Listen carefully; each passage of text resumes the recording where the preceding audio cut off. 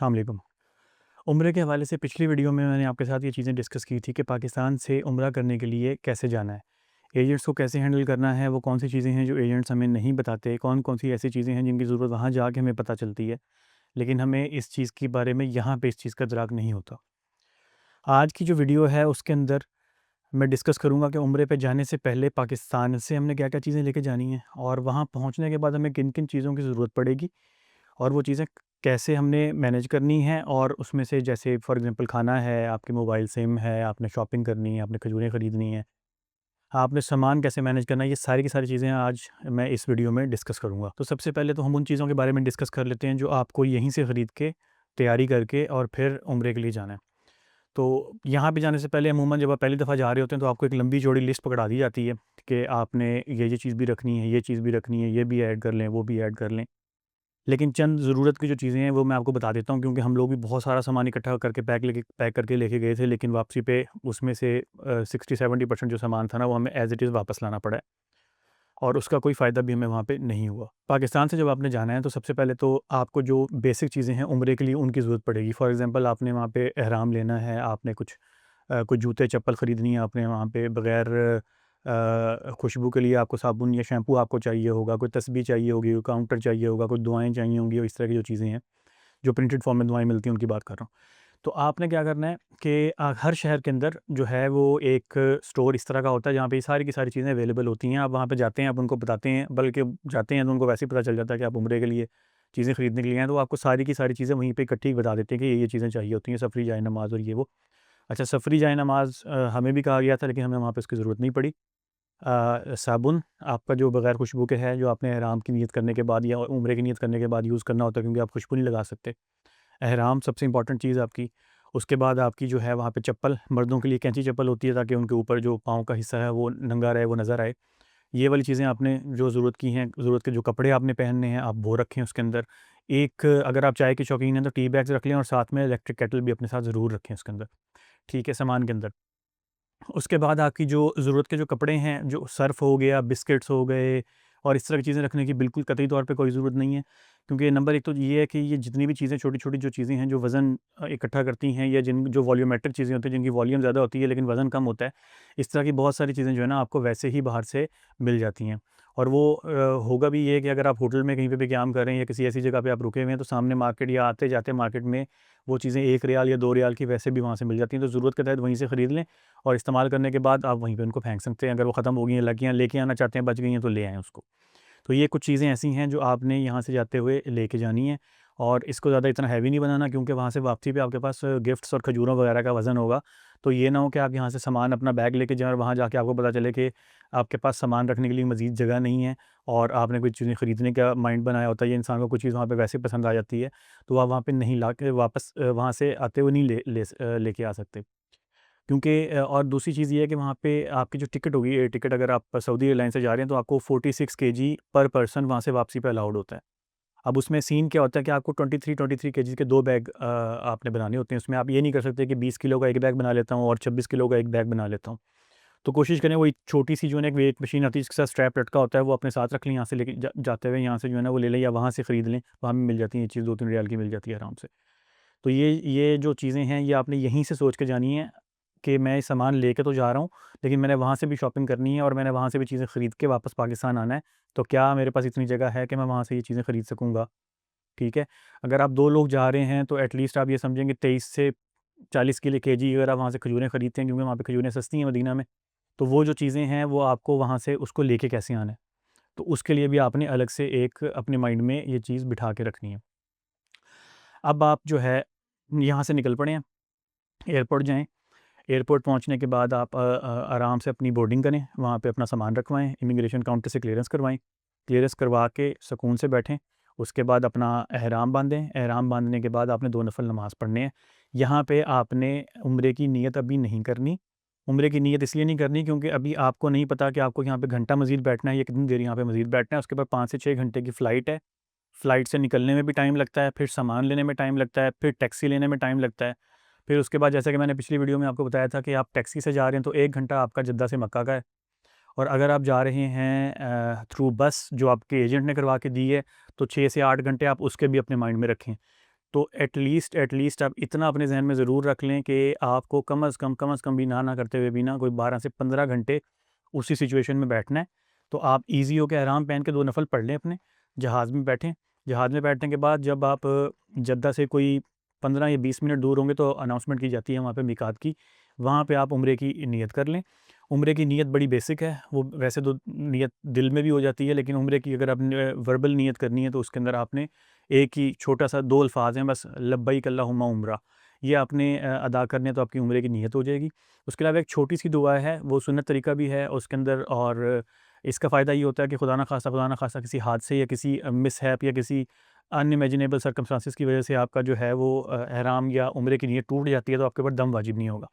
वो दुआ ये है, अल्लाहुम्मा इन हबसनी हाबिस फ़मुहिल्ली हैसु हबस्तनी।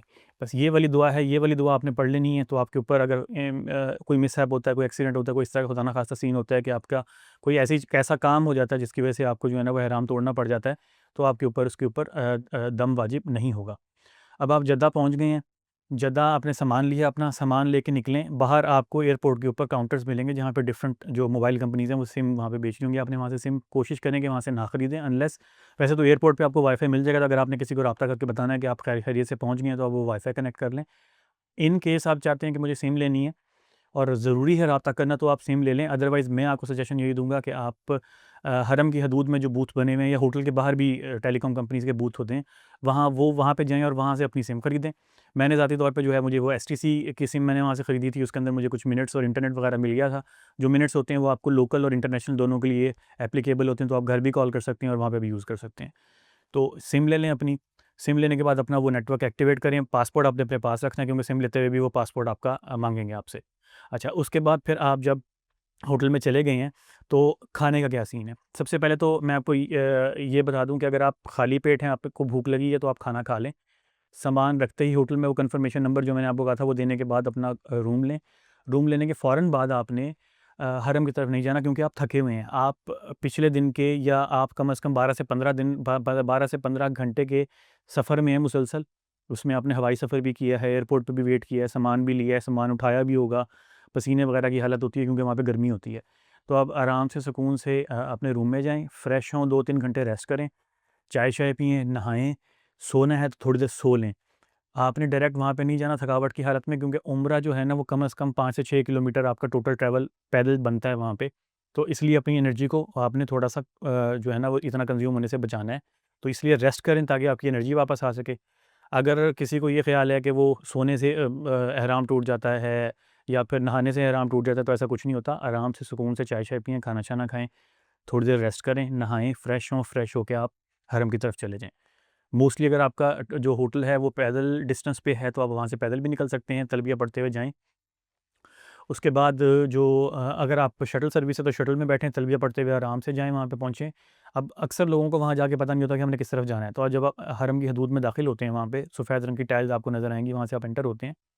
अच्छा, इसके बारे में एक ट्रिविया जो है ना वो मैं आपको बता दूँ कि आप जब गौर करेंगे खाना काबा के हदूद के अंदर, हरम के हदूद के अंदर जो टाइल्स बाहरी अंदर लगी हुई हैं, तो उनकी जो फेसिंग है वो टेढ़ी है या ऐसी है, वो फेसिंग काबे की तरफ होती है। तो आपको वहाँ भी पता होता है कि बाहर हैं या अंदर हैं, काबा नज़र नहीं आ रहा, तो आप जहाँ पे टाइल का रुख है उस तरफ रुख करके नमाज़ पढ़ सकते हैं। अच्छा, अब आपने वहाँ जाना है और आपको नहीं समझ में आ रही कि आपने कहाँ से जाना है, तो आपने जाना है गेट नंबर 79 से। गेट नंबर 79 से आप एंटर होंगे क्योंकि अब आपकी जो है वो ज़िंदगी बदलने वाली है। तलबिया आप पढ़ रहे हैं, साथ-साथ आप याद करते जाएँ कि आपने वहाँ पे दुआ क्या माँगनी है अल्लाह ताला से, क्योंकि काबे के ऊपर पड़ने वाली पहली नज़र के वक़्त जो दुआ माँगी जाती है वो 110% कबूल होती है। तो वैसे तो किसी को भी याद नहीं रहती, लेकिन आप भी एक दफ़ा ट्राई करके देख लें कि अगर आपको ये वो चीज़ याद रहती है या नहीं रहती। तो आप वहाँ पे आराम से उम्रा करें अपना। और वैसे बेसिकली जो टाइम है उम्रे का वो सुबह के टाइम 6-7 बजे के बाद रश कम होता है वहाँ पे। रात के टाइम रश ज़्यादा होता है, जुमेरात को बहुत ज़्यादा होता है, जुम्मे को बहुत ज़्यादा रश होता है। तो अगर आप सुकून से उम्रा करना चाह रहे हैं कि ईज़ी होके बिल्कुल सुकून से धीरे-धीरे चलते दुआएँ-शुआएँ पढ़ते हुए आप उम्रा करें, तो आप अपना उम्रा कंप्लीट करें। उम्रा करने के बाद आप वहीं पे हैं तो वहीं पे रुके रहें, क्योंकि मस्जिद अल हराम के अंदर जो है नमाज़ें जो हैं उनका एक नमाज़ का सवाब 1 लाख नमाज़ों के बराबर होता है। तो नमाज़ें पढ़ें, सवाब समेटें। रोज़ा रसूल सल्लल्लाहु अलैहि वसल्लम के सामने हाज़िरी जो है वो हर नमाज़ के बाद होती है, एक्सेप्ट इशा एंड फजर। इशा की नमाज़ के बाद और फजर की नमाज़ के बाद लेडीज़ का टाइम होता है। अदरवाइज़ सारी बाकी नमाज़ों के अंदर जो है वो रोज़े रसूल सल्लल्लाहु अलैहि वसल्लम के इसके आपने फ़र्ज़ नमाज़ अदा की है, फ़र्ज़ नमाज़ अदा करने के बाद आप निकलें वहाँ से और फिर बाबू सलाम से एंटर होके सलाम पेश करते हुए आप दूसरी तरफ से निकल सकते हैं। ये आप दिन में 4 दफ़ा जो है वो ईज़िली आराम से कर सकते हैं, बल्कि नमाज़ों के दौरान भी अगर आपने वहाँ से या नमाज़ के बाद मल्टीपल टाइम भी जाना है तो आप जा सकते हैं, कोई किसी किस्म का कोई इश्यू नहीं है, कोई रोक-टोक नहीं होती वहाँ पे। लेकिन सिर्फ़ यही मैं कहूँगा कि वहाँ पे जो कानून है उनकी पाबंदी करें। हाँ, मस्जिद हरम के हवाले से मैं एक चीज़ भूल गया हूँ। अक्सर लोग ये करते हैं कि वहाँ के कानून के हिसाब से जब आप गेट नंबर 79 से एंटर होते हैं, तो आपको जो गेट नंबर 79 से जब सहने हरम में नीचे वाली साइड पे हरम के काबे के बिल्कुल साइड पे सहने काबा जो है वहाँ पे जाने के लिए आपका एहराम में होना बहुत ज़्यादा ज़रूरी है। लोगों का रश इंक्रीज़ हो चुका है वहाँ पे और ये सारा साल ही रहता है वहाँ पे रश। इसलिए ये पाबंदी इसलिए लगाई गई है कि सिर्फ़ जिन लोगों ने उम्रा करना है वो अपना उम्रा सुकून से वहाँ पे कर सकें। क्योंकि मैंने लोगों को देखा है कि जिन्होंने उम्रा कर लिया होता है, वो भी जो है दोबारा एहराम पहन के और बस घूमने-फिरने के लिए वो सहने काबा में चले जाते हैं। अक़ीदत अपनी जगह है, लेकिन एक जगह के जो कवानीन हैं, उनका पास हमें करना पड़ता है। ये गलत बात है कि हम इस चीज़ के कहें कि जी वो काबा तो हमारा है, तो हम जब मर्ज़ी जाएँ वहाँ पे। लेकिन आप जिस कंट्री के अंदर हैं, जहाँ मुल्क के अंदर जिस मुल्क के अंदर हैं, वहाँ पे अगर उन्होंने कोई कानून बनाया है, तो उस कानून को फ़ॉलो करें। इसी तरह मकाम इब्राहीम के सामने जब आपने तवाफ़ कंप्लीट करने के बाद नवाफ़िल पढ़ने होते हैं, तो लोग वहाँ पे 2 नफ़ल पढ़ने के बाद बैठे ही रहते हैं वहाँ पे। जबकि वहाँ से उठ के सही करने भी जाना होता है। और वो शुरते वहाँ पे जो आते हैं, जो वहाँ की सिक्योरिटी है, वो आते हैं, वो आके उनको उठाते हैं कि आप यहाँ से जाएँ, क्योंकि लोग दूसरी जगह पे बैठने पे आप कोई अकेले नहीं है कि आपने सारा सवाब कमाना है। आपने 2 नफ़ल पढ़ लिए हैं, आपका फ़र्ज़ पूरा हो गया है यहाँ पे, अब आप निकलें, जाके अपनी सही करें। तो इसलिए जहाँ-जहाँ पे भी आपको ये कोई डायरेक्शंस मिलती हैं या कोई कवानीन वहाँ पे जो बने हुए हैं, उनको फ़ॉलो करें। और ज़रूरी नहीं है कि आप अक़ीदत में आप छत पे चले जाएँ, आपने काबा को देखना है, आप दोबारा मदीना से वापस आएँगे ही आप मक्का वाली साइड पे, क्योंकि पाकिस्तानी एजेंट जो हैं वो तो आपको मजबूर करेंगे कि आपने मदीना से वापस मक्का आना है, तो आप दूसरे उम्र में वहाँ पे चले जाएँ। तो इसमें ये होता है कि जिन बेचारे लोगों ने सुकून से उम्रा पहली दफ़ा करना होता है, वो भी इन लोगों की वजह से जो ज़बरदस्ती एहराम पहन के और वहाँ पे घुस जाते हैं और उन्होंने उम्रा भी नहीं करना होता, तो वो जो है वो उनका हक़ मारते हैं। वो जगह एक लिमिटेड है फ़िलहाल तो जगह भी। तो इसलिए वो लिमिटेड जगह के अंदर जितने लोग मैक्सिमम वहाँ पे उम्रा करना चाह रहे होते हैं, तवाफ़ करना चाह रहे होते हैं, उनको वो करने देना चाहिए।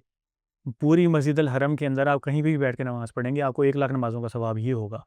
बेशक वो आप काबे के सामने पढ़ रहे हैं, बेशक वो अंदर आप जो उनका हॉल बना हुआ है वहाँ पे पढ़ रहे हैं, आपको 1 लाख नमाज़ों का सवाब ही मिलना है। इसलिए वहाँ पे जो कवानीन हैं, उनकी आपने पासदारी करनी है, उनको फ़ॉलो करना है। आप ईज़ी हो के आराम से जो है वो क्या ज़रूरत ही नहीं है इस चीज़ की कि आपने एहराम पहना हुआ है, फिर आपने बेल्ट लगाई हुई है और आप एक्स्ट्रा सामान भी नहीं उठा पाएँगे वहाँ पे। तो उसके बाद फिर आपने वहीं पे जाके जो है ना ये वाला काम करना है, तो इसलिए बेहतर ये है कि आप किसी भी जगह पे चले जाएँ, एक्सप्लोर कर लें वहाँ पे। बहुत सारी जगह हैं मस्जिद अल हरम के अंदर देखने वाली, उनको देखें, डिफरेंट गेट्स को देख लें, छत पे चले जाएँ। दूसरे जो फ्लोर्स हैं वो खाली होते हैं, सुकून से वहाँ बैठ के कुरान पाक की तिलावत करें। लेकिन ये जो आप करते हैं कि जी उम्रा तो कर ली है, लेकिन हमने जाना ही वहाँ पे है, तो हम एहराम पहन के झूठ बोल के अंदर चले जाते हैं, ये गलत है।